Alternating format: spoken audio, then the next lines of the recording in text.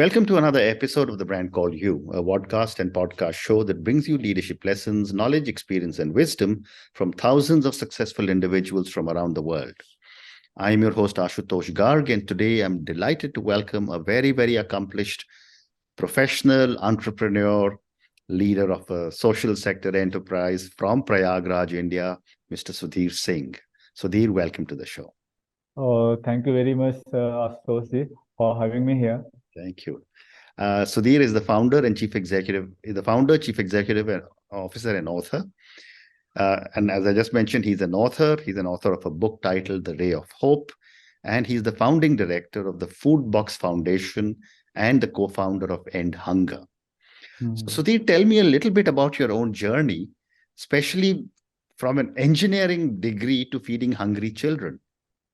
It's a very cool and amazing journey from being an engineer to serve to community because many of all of us believe that engineering is a technical background and who go through technical field, he work on technical field and a bit of that mean a feeling how to as a social work.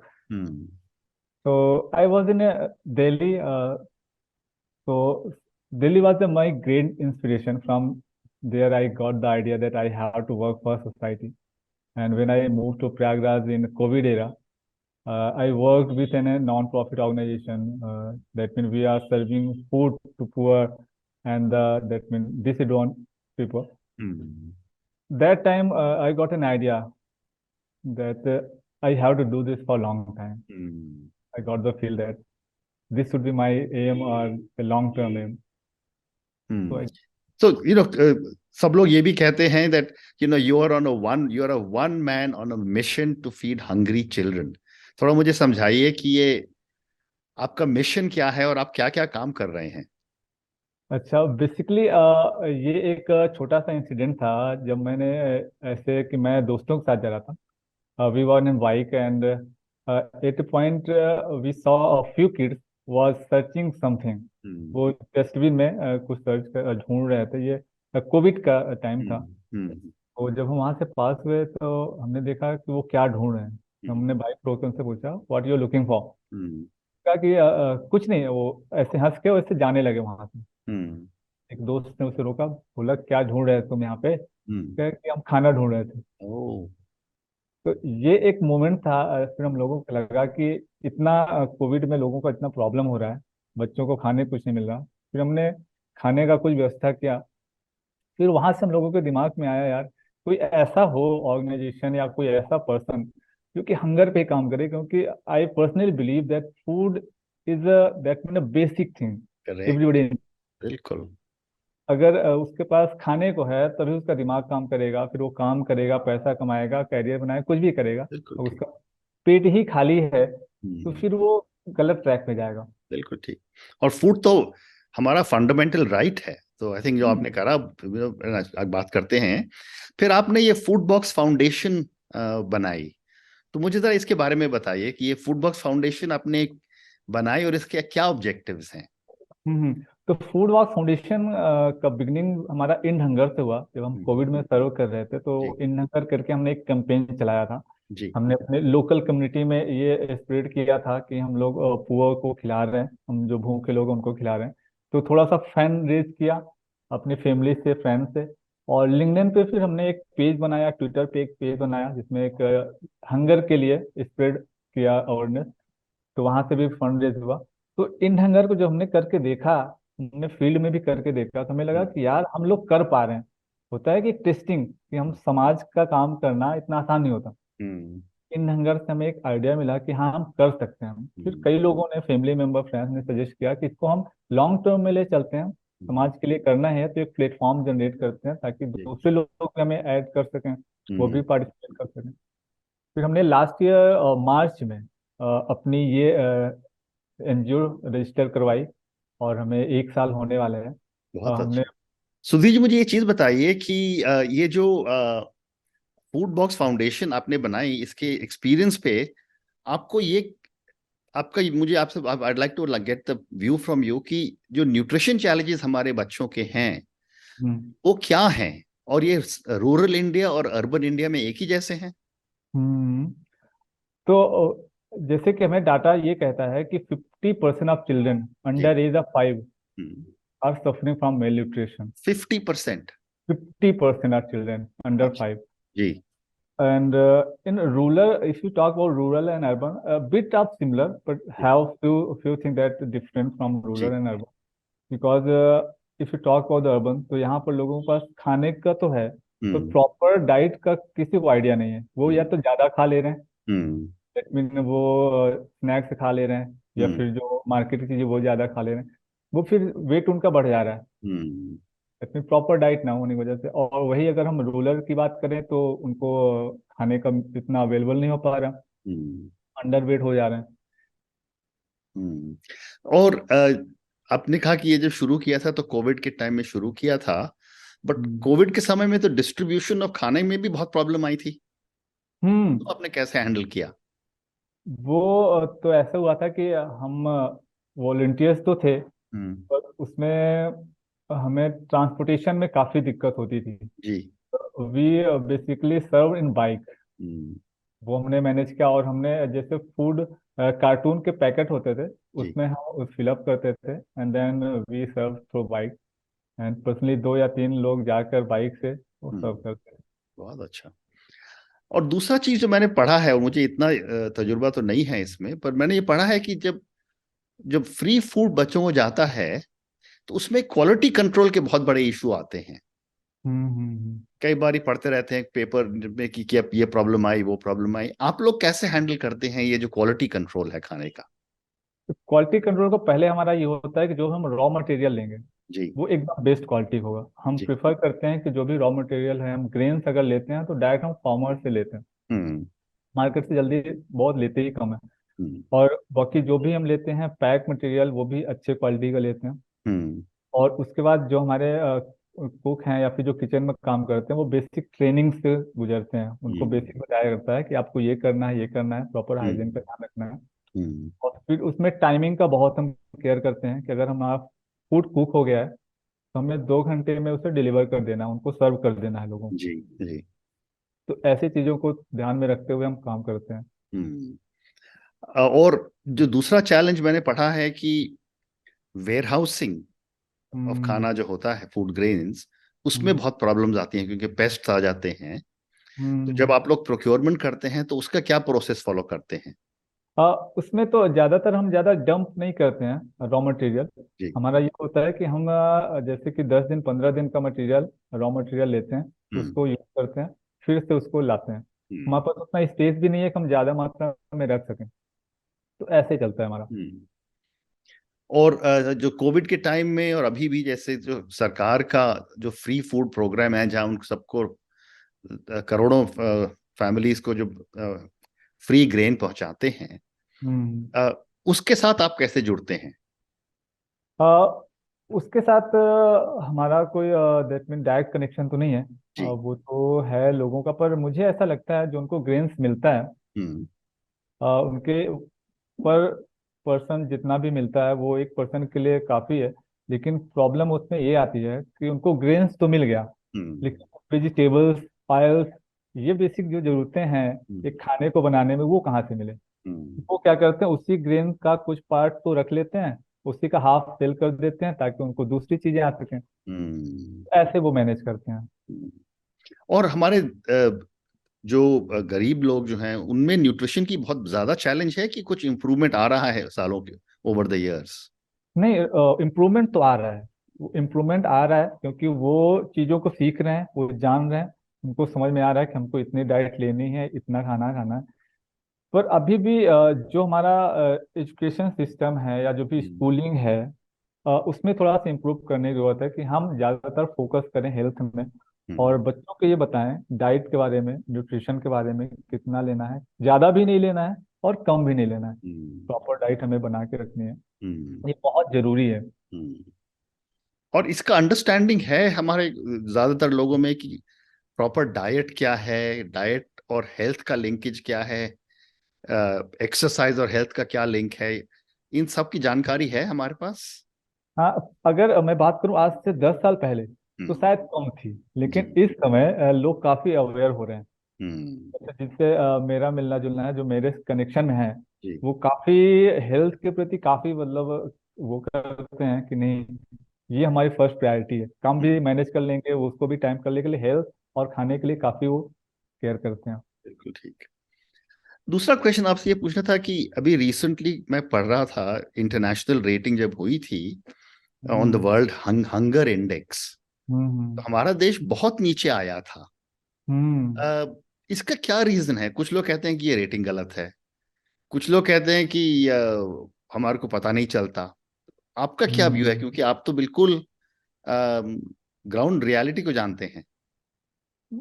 अगर मेरा personal view अगर मैं इसमें मिलाऊं तो मुझे लगता है कि रेटिंग एक दो पॉइंट कम ज्यादा वो तो बात की बात है, जी। लेकिन हंगर तो हमें दिखता है। हम हम्म। ग्राउंड में जाते हैं तो हमें भूखे लोग तो दिखते हैं, उनमें कोई डाउट नहीं हम्म। है। और उसके बाद उसमें जो हंगर का इंडेक्स बनता है, बेसिकली उसमें ये होता है कि 5 ईयर के जो बच्चे हैं हम्म। उनको इंक्लूड किया जाता है, कि 5 ईयर के बच्चे पे सर्वे होता है। तो हम कहते हैं कि हंगर नहीं है, हंगर बड़ों में नहीं है ना। हम जब देखते हैं तो हम देखते हैं बड़े लोग कोई भूखे नहीं है। हम्म। अगर हम 5 ईयर का जो बच्चा है उसको देखें तो वो भूखा है, हम्म। उसको उतना दूध नहीं मिल पा रहा, उतना प्रॉपर डाइट नहीं मिल पा रही। तो जो सर्वे होता है तो 5 ईयर से जो छोटे बच्चे होते हैं उन पर होता है। हाँ। उसके अकॉर्डिंग से तो हंगर तो है हमारी कंट्री में। हम्म। वो इंटरनेशनल सर्वे करने वाली कंपनी कहती है कि भाई जब आप अपने बच्चों को नहीं खिला पा रहे हो तो बड़ों को क्या खिलाओगे। उनका हम्म। ये तर्क है कि जब आपके यहाँ बच्चे ही भूखे हैं, जबकि वो कम डाइट खाते हैं, उनका बहुत कम कॉस्ट आएगा, हम्म। आप उनको नहीं मैनेज कर पा रहे हैं। बिल्कुल ठीक। और अ, मैं किसी और लोगों से भी बात कर रहा था, वो कह रहे हैं कि अब टेक्नोलॉजी बहुत यूज हो रही है जिससे कि वेस्ट कम हो और थोड़ा डिस्ट्रीब्यूशन हम्म ज्यादा इक्विटेबल हो। तो आपका हम्म क्या इसमें व्यू है, और आप लोग भी इसको टेक्नोलॉजी यूज कर रहे हैं, और किस तरह की टेक्नोलॉजी यूज कर रहे हैं? बेसिकली हमारे पास अभी कोई टेक्नोलॉजी तो नहीं है। हम्म। हम तो जो भी है ग्राउंड लेवल में फिजिकली करते हैं हम्म। और मैनेज करते हैं इस चीज़ों को। और हमारा ये होता है कि वेस्टेज रिड्यूस करने का एक ही तरीका है कि हम लोगों को अवेयर करें। हम्म। अगर हम अपने किचन में भी काम होता है, हम सबको बताते हैं कि हमें इतनी क्वांटिटी का आज दैट मीन कुक करना है तो इतने का ही करना है, क्योंकि हम इतना ही सर्व कर पाएंगे, हमारे पास इतना ट्रांसपोर्टेशन का जो भी साधन है हम्म। कर पाएंगे, इतने ही वॉलेंटियर हैं। हम्म। और उसके बाद लोगों को भी अवेयर करना बहुत जरूरी है कि आपको अगर खाने में 2 चम्मच चावल लेना है तो दो ही लेना है, हम्म। एक्सेस में लेने का कोई फायदा नहीं है। हम्म। और आप जब भी कुक करें फूड अपने घर के लिए भी, तो प्रॉपर एक मेजरमेंट कर लें कि हम 5 हैं, तो 5 में हम इतना इतना क्वांटिटी में हम कुक करेंगे तो 5 लोगों को हो जाएगा। ये हम्म। बहुत जरूरी है। हम्म। हम क्वांटिटी या मेजरमेंट का कोई ध्यान नहीं देते, हम रफली ऐसे जाते हैं, बस आटा ले लिया चावल ले लिया रफली कुक कर लेते हैं। हम्म।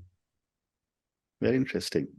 और जो वेस्ट होता है खाना हमारे देश में, कोई कह रहा था कि दुनिया का सबसे ज्यादा वेस्टेज तो खैर इंडोनेशिया में होता है, पर हम्म कोई और ये भी कह रहे थे कि हमारे देश में भी बहुत फूड वेस्ट होता है, तो और उसको फूड कैसे वेस्ट, टैकल करेंगे?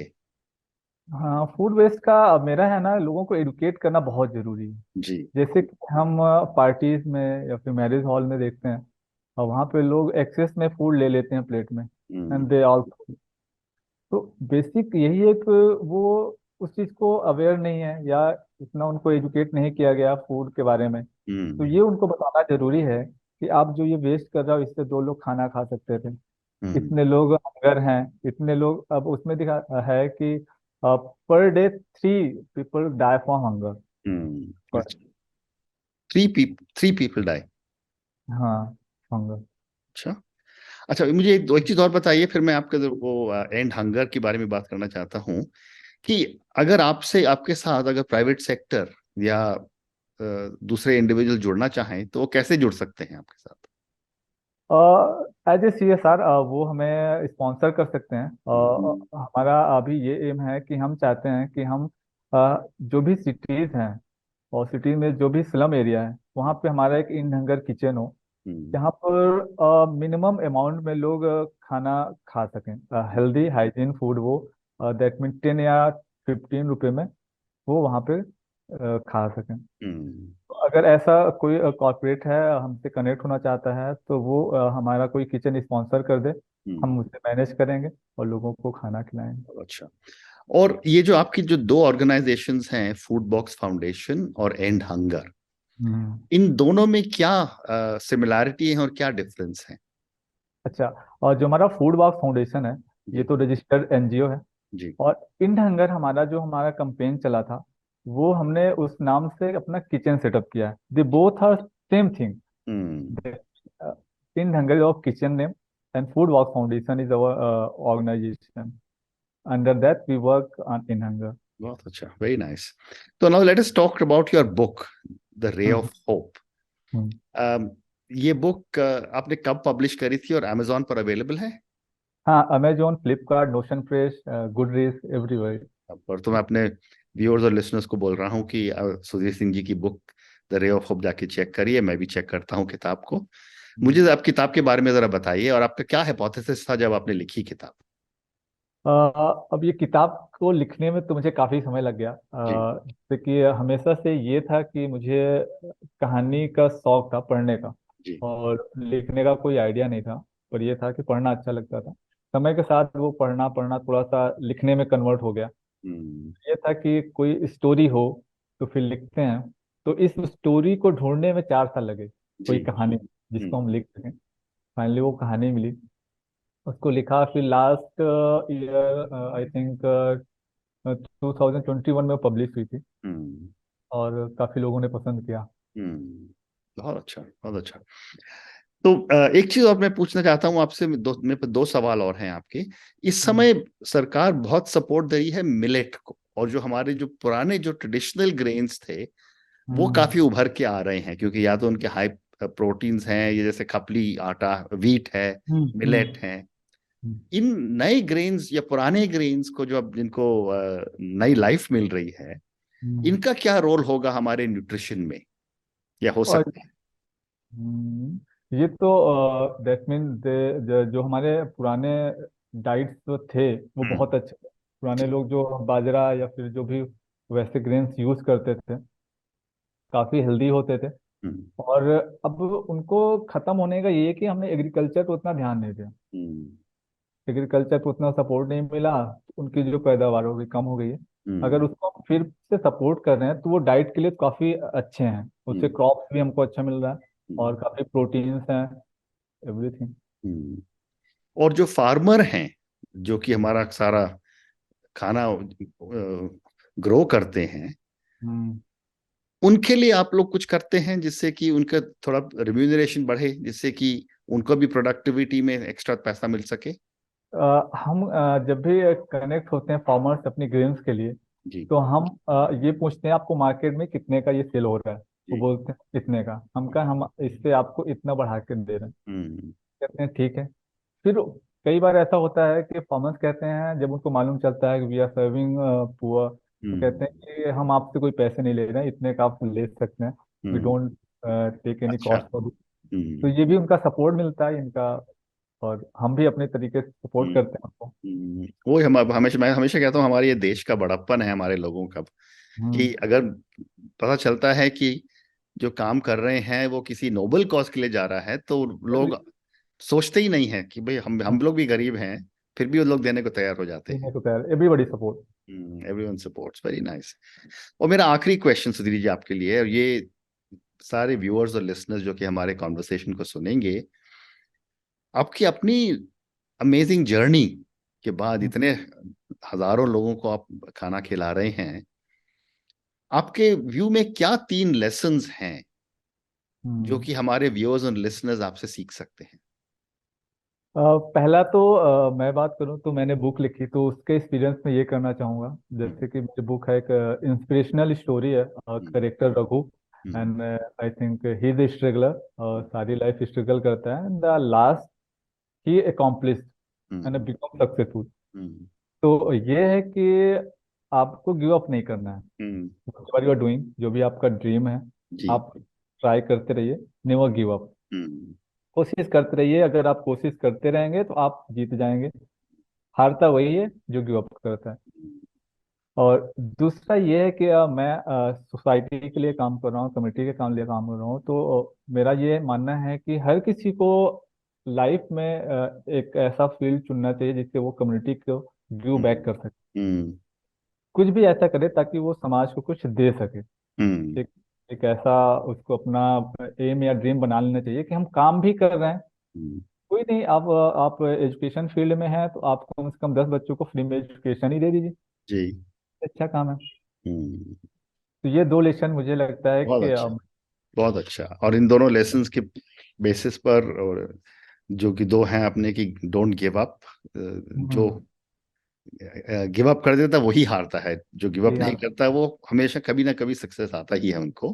और दूसरा आपने बहुत इंपॉर्टेंट दिया है कि किसी भी तरह से कुछ कम्युनिटी को वापस करिए, give back to the community. तो जी, thank you so much for speaking to me. आपकी journey from an engineering degree to feeding hungry children बहुत ही इंस्पिरेशनल है। Thank you for talking to me about food box foundation. I think आप amazing काम कर रहे हैं to feed so many children, and आपके साथ कितने वॉलंटियर्स जुड़े हुए होंगे, उनका भी आई थिंक काम सराहनीय है बिल्कुल। Thank you also for speaking to me about your book, मैं which is the ray of hope, मैं भी जाकर के चेक करता हूँ उसको। Thank you again and good luck. Thank you sir. Thank you for listening to the Brand Called You videocast and podcast, a platform that brings you knowledge, experience, and wisdom of hundreds of successful individuals from around the world. Do visit our website www.tbcy.in to watch and listen to the stories of many more individuals. You can also follow us on YouTube, Facebook, Instagram, and Twitter. Just search for the Brand Called You.